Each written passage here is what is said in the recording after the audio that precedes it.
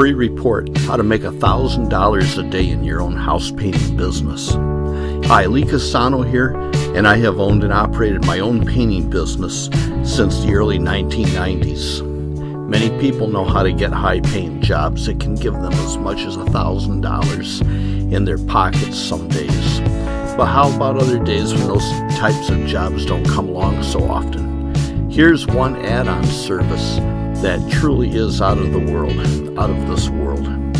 The great part is that being a painter, you can offer it to your homeowner customers.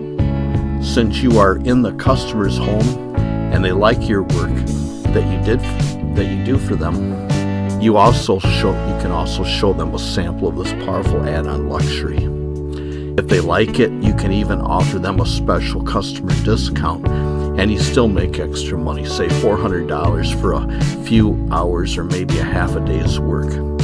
You could possibly only have worked 4 days this week, and you make a whopping $1,000 extra. You get to take Friday off, not bad.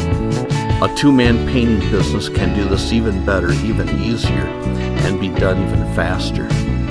Now, not every week may turn out to be this sweet, but when you have an ace up your sleeve like this, who knows what can happen?